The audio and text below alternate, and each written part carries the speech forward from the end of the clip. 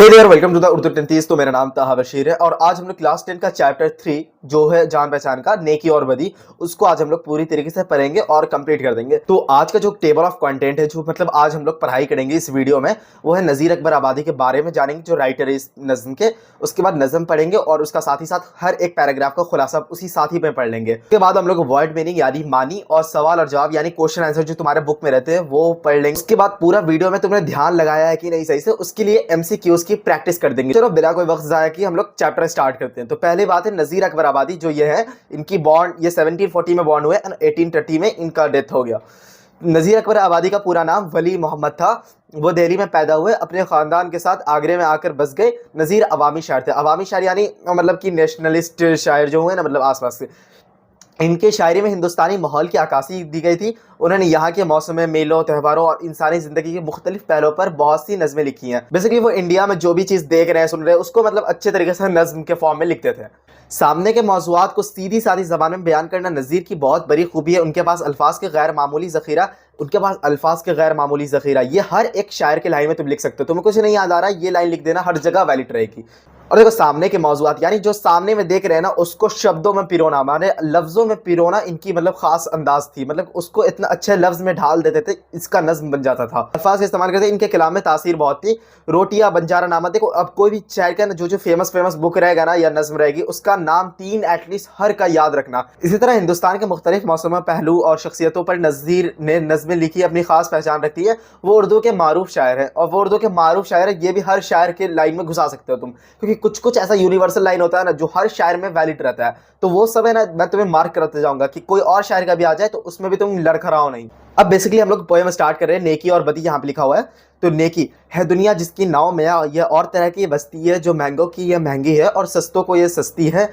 या हर दम झगड़े उठते हैं, हर आन अदालत बसती है। गर मस्त करे तो मस्ती है और पस्त करे तो पस्ती है। कुछ देर नहीं अंधेर नहीं, इंसाफ आदल परस्ती है। इस हाथ करो उस हाथ मिले, या सौदा दस्त बदस्ती है। अब सुनने में तुमको समझ में मोटा मोटी आ ही क्या होगा, बहुत इजी लैंग्वेज में, बट मैं इसका खुलासा यहाँ पे ले आया हूँ। तो तुमको देखो मैं एक बार खुलासा अपनी ज़बान में रीड कर दूंगा, लेकिन तुमको एक काम करना है, जैसे मैं रीड कंप्लीट कर दूंगा तुम पॉज करके एटलीस्ट एक बार खुद से वो चीज़ पढ़ लेना। देखो खुद के एक्सपीरियंस बता रहा हूँ, अगर तुम अभी थोड़ा 1-2 मिनट ज़्यादा दे दोगे ना ये तुमको बहुत ही ज़्यादा लॉन्ग टर्म में काम आएगा। क्योंकि बाद में अगर तुम चलो उस चैप्टर से उतना अच्छे से रिविजन नहीं कर पाए लेकिन क्वेश्चन आ गया ना तो तुम रिकॉल करके कुछ भी बना के लिखते हो ना, कम से कम ऑथेंटिक बात कुछ लिख दोगे। मैं तुम्हें यहाँ पे वो टिप्स दूंगा जहां से तुम्हारा नंबर बढ़ सकता है, स्कोर बढ़ सकता है। चलो अब खुलासा पे बात करते हैं। तो देखो ये जो येलो चीज में लिखा है ना सियाक व सबाक और इशार की तशरीह, ये बहुत ही ज्यादा इंपॉर्टेंट है। ये ना 1 से 1.5 नंबर का वैल्यू कैरी करता है। सियाक व सबाक और इशार की तशरीह किसी भी खुलासा का लिखने में बहुत ही ज्यादा इंपॉर्टेंट होता है। इसमें करना क्या होता है, जो भी शायर है उस शेर का नाम लिखना होता है और उसमें शायर का नाम यानी राइटर का भी नाम लिखना पड़ता है। जैसे ये शायर नज़ीर अकबर आबादी के नज़्म नेकी और बदी से लिए गए हैं। तो जैसे ये वाला क्वेश्चन पढ़ोगे ये तुम्हारे जहन में होना चाहिए कि इस नज़्म के राइटर कौन थे और ये नज़्म का नाम क्या है। तो ये नाम सब है ना, हेडलाइन बहुत दफा होता है कि चैप्टर बहुत अच्छे से पढ़ा होता है लेकिन चैप्टर का नाम ही नहीं याद आता है, राइटर का नाम ही नहीं याद आता। ये है क्या कि ये सामने वाली चीज है, ये मतलब कि अगर ना चाहते हुए भी दिख जाएगी सामने में, तो इससे नंबर तो कटना ही कटना। तो ये सब में बेवकूफी मत करना। देखो बीच के कंटेंट में तुम थोड़ा बहुत हेरा फेरी कर सकते हो, बट जो मोटा मोटी दिखने वाला उसमें बिल्कुल गलती नहीं करना। इशार की तशरीह है, मैं अपने वर्ड में पढ़ दे रहा हूं, तुम्हें बोला पास करके पढ़ना। नज़ीर अकबर आबादी अपने मखसूस अंदाज में नेकी और बदी पर तबसरा किया है। वो कहते हैं कि मियाँ जिसका नाम दुनिया है ये अलग तरह की बस्ती है। यहाँ हर तरह के लोग बसते हैं, जो अच्छे लोगों के लिए अच्छी और बुरे लोगों के लिए बुरी। जो लोग महंगे इज्जतदार साहिब हैसियत है उनके लिए इज्जत की जगह है, और जो लोग सस्ते यानी कमजोर लोगों की बात हो रही है, गरीब नादार है उनकी सस्ती। यानी इस दुनिया में अमीर भी जिंदगी गुजारते हैं और गरीब भी बसर हो जाती है, गरीब की भी बसर हो जाती है। यहाँ लम्हा लम्हा कुछ ना कुछ होता रहता है, हरदम झगड़े उठते हैं, हंगामा पार होता है, बर्पा होता है। फिर इन झगड़ों के लिए अदालत मुनक्किद होती है। अदालत यानी कुछ भी झगड़ा हो गया, मैटर हो गया, उसके बाद कोर्ट, जज, मुंशी, ये सब का चक्कर चलता ही है। मतलब यह है कि जो जैसा करता है उसका बदला मिल जाता है। मतलब तुरंत जजमेंट के लिए कोर्ट तक बात पहुंच जाती है। ये मतलब जो जैसा करता है उसका सिला मिलता है। और मोटा मोटी पूरे नज़्म में यही कॉन्सेप्ट है कि एक तरह से कर्मा जो वर्ड होता है ना, जो जैसा करोगे वैसा भरोगे, बस पूरा इसी में है बेस। लेकिन इसका यह मतलब नहीं कि तुम ये चीज लिख दो। अब आगे की लाइन पढ़ते हैं। दुनिया से बेखबर रहकर जिंदगी गुजारना चाहते हो तो उसके लिए भी मस्ती का सामान है, और जो लोग गलत पस्त काम करते हैं तो उनके लिए यह दुनिया इतनी ही पस्त होती जाती है। बस ये समझ लीजिए कि इस दुनिया में हर काम का अंजाम सामने आ जाता है, कुछ देर नहीं लगती और अंधेर ना इंसाफी भी नहीं होता। कि बुरे काम का नतीजा सामने ना आए। इस दुनिया में इंसाफ और अदल परस्ती है, जो जैसा करता है उसको उसका सामने आ जाता है, सब कुछ हाथ के हाथ मिल जाता है। मतलब जो जैसा करता है वैसा बढ़ेगा, अच्छा काम करेगा तो अच्छा सिला मिलेगा, बुरे काम करेगा तो बुरा नतीजा होगा, बस वही चीज है। अब नेक्स्ट पैरा पढ़ते हैं। जो और किसी का मान रखे तो उसको भी अरमान मिले, जो पान खिला दे पान मिले, जो रोटी दे तो नान मिले, नुकसान करे नुकसान मिले, एहसान करे एहसान मिले, जो जैसा जिसके साथ करे फिर वैसा उसको आन मिले, कुछ देर नहीं अंधेर नहीं इंसाफ और अदल परस्ती है, इस हाथ करे उस हाथ मिले, ये सौदा दस्त बदस्ती है। अब वैसे ही सियाको सबाक और अशार की तशरीह लिखनी पड़ेगी। अब अशार की तशरीह सुन लो। अब ये दूसरे बंद किया, अच्छे से ध्यान से सुनना। नज़ीर नज़्म के दूसरे बंद में कह रहे हैं कि इस दुनिया में जो दूसरों की इज्जत करता है उसको भी इज्जत होती है, जो किसी को पान खिलाता है तो उसे भी लोग पान खिलाते हैं। अब पान खिलाने का मतलब नहीं सीधा वो वाला पान ही खिला रहे, मतलब पान से एक मतलब कि जो दूसरे के साथ अच्छा करता है वैसे मतलब है, समझे। जो रोटी देता है तो उसे नान रोटी मिलता है, जो किसी को साथ गलत काम करता है और नुकसान हो तो फिर उसको भी नुकसान होता है, जो किसी के साथ अच्छा सलूक एहसान करता है तो उसके साथ भी अच्छा सलूक होता है, जो जिसके साथ जैसा करता है फिर अगले लम्हे उसके साथ भी वैसा ही होता है। इस दुनिया में हर काम का अंजाम सामने आ जाता है, कुछ देर नहीं लगती और अंधेर भी नहीं होता कि बुरे काम का नतीजा सामने ना आए। इस दुनिया में इंसाफ और अदल परस्ती है, जो जैसा करता है उसके सामने आ जाता है, बस वही है, जो जैसा करेगा वो सामने आ जाएगा। अब है ना तीसरा पैरा पढ़ रहे हैं। मैं यहाँ पे पैरा का कंफ्यूज ना हो जाए इसलिए मैं यहाँ पे लिख के भी लाया हूँ। जो पार उतारे औरों को उसकी भी पार उतरती है, जो गर्क करे फिर उसकी भी डुबको करनी है, शमशीर तबर बंदूक सना और नश्तर तीर नहरनी है, या जैसी जैसी करनी है फिर वैसी वैसी भरनी है, कुछ देर नहीं अंधेर नहीं इंसाफ और अदल परस्ती है, इस हाथ करो उस हाथ मिले, ये सौदा दस्त बदस्ती है। और फिर वैसे ही सियाको सबाक और अशार की तशरीह लिखनी पड़ेगी। नज़ीर कहते हैं जो दूसरों को पार उतारता है उसकी नाव पार उतरती है, यानी जो दूसरों के लिए अच्छा काम करता है उसके साथ भी अच्छा होता है, जो दूसरों को डुबोता है तो फिर उसकी नाव भी डूबती है, यानी दूसरों को नुकसान पहुंचाने वाला खुद भी नुकसान से बच नहीं सकता। तलवार तीर भाला बर्छी नश्तर जख्म चढ़ाने वाला आला, यानी ये सब इक्विपमेंट, यानी मतलब ये सब वेपन का नाम है, तलवार ये सब। जख्म चढ़ने वाला आला हो या नहरनी हो, छोटा नाखून तराश से जो भी काम लिया जाता है उसको वैसे ही असरात दिखाने में उठते हैं। यहाँ जो जैसा करता है फिर वैसा ही भरता है, मतलब ये है कि हर काम का अंजाम सामने आ जाता है, कुछ देर नहीं लगती और अंधेर भी नहीं होता, सब कुछ हाथ के हाथ मिल जाता है। तो अब ना चौथा पैरा स्टार्ट करते हैं।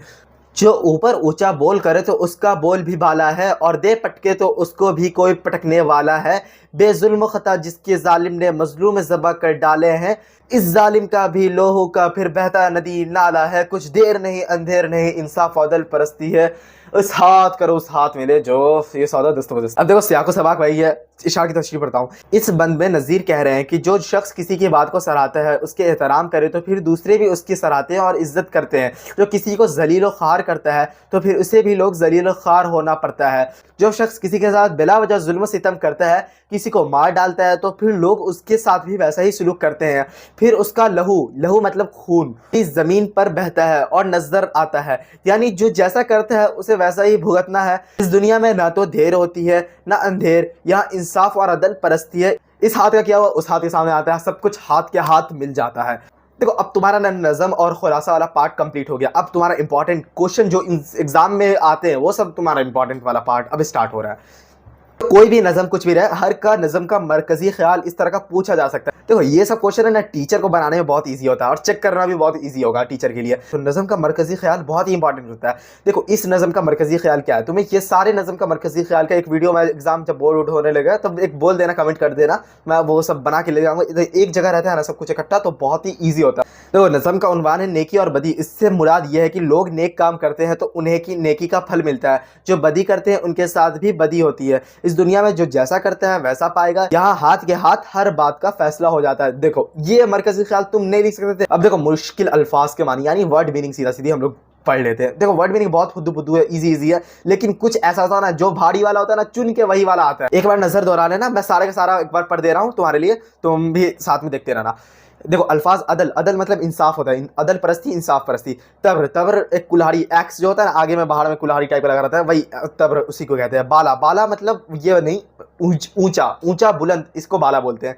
गर्क करना मतलब किसी को डुबोना। दस्त बदस्ती मतलब इस हाथ का उस हाथ मिले, मतलब वही जो पूरा सौदा दस्त बदस्ती है वही चीज चल रहा है। हाथों के हाथ, एक हाथ से देना दूसरे हाथ से लेना।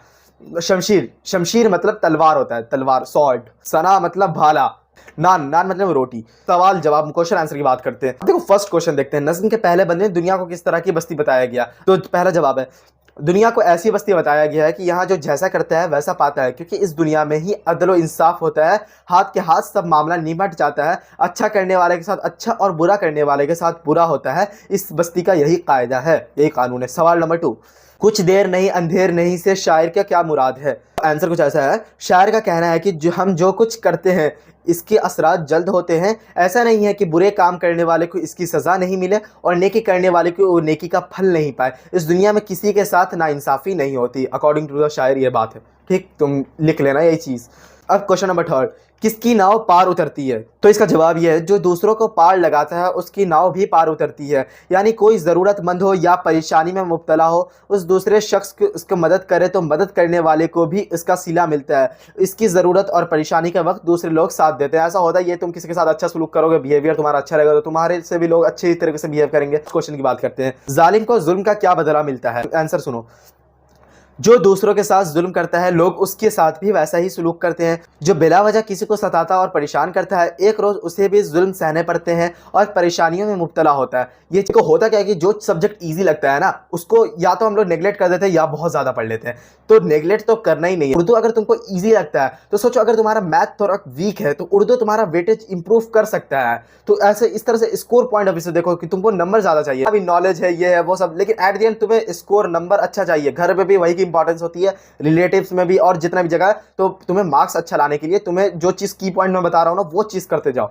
देखो क्वेश्चन क्या है, नज़म, नेकी और बदी की खुसूसियात अपने अल्फाज में बयान करिए। मतलब इस चैप्टर की जो भी कैरेक्टरिस्टिक, जो भी मैंने इस चैप्टर में मोटा मोटी पढ़ी हो, जो जैसा करता है वैसा भरता है, हाथों हाथ मिल जाता है, अच्छे के साथ अच्छा, बुरे के साथ बुरा, तो वही सब। तो ये चीज़ तुमसे पूछा जा सकता है। लेकिन अगर तुम चैप्टर ही नहीं पढ़े रहोगे तो लिखोगे क्या? तो ये चीज़ देखो, मैं इतना लंबा पढ़ तो नहीं रहा, मैं पूरा चैप्टर बढ़िया से पढ़ दिया हूँ। ये चीज़ तुम्हारा टास्क है। अभी के अभी वीडियो पॉज करो, पूरा स्टार्टिंग से लेके एंड तक पढ़ो, उसके बाद आगे बढ़ो। अब इतना देर कंटिन्यूस बकबक करने के बाद शुक्र है तुम्हारा चैप्टर अब कंप्लीट हो गया। बट तुमने ध्यान लगाया कि नहीं, इसके लिए एमसीक्यूज का रिवीजन करेंगे हम लोग, क्विक प्रैक्टिस करेंगे और इसका तुम आंसर दो। तो ये रहा कंप्यूटर स्क्रीन पे आपका पहला सवाल, नज़म के दूसरे बंद में किसकी बात हो रही है? ये सवाल है 7 करोड़ का, जहां से मिले वहां से ले लो। ऑप्शन ए है दूसरों की पार उतारता है। ऑप्शन बी है जो बस्ती की बात करता है, हस्ती के बस्ती ब्रो। और जो तीसरी, जो दूसरों की इज्जत करता है। मेरे हिसाब से ये बहुत ही अच्छा क्वेश्चन था इस चैप्टर का। इस चैप्टर का आंसर जितने लोग भी कमेंट किए वो बहुत ही अच्छी बात है। इसका ऑप्शन सी है इसका आंसर। अब क्वेश्चन नंबर 2 की बात करते हैं। नज़ीर अकबराबादी का पूरा नाम क्या था? नज़ीर इलाहाबादी, वली मोहम्मद, अली मोहम्मद। इसका नाम वली मोहम्मद था। फर्स्ट पेज में फर्स्ट लाइन में लिखा हुआ है, इतना तुम्हें ध्यान में होना चाहिए। लहू का मानी क्या? अभी अभी थोड़ा देर पहले बताया, नहीं बताया तो देख लेना। खून, हाँ सही बात है।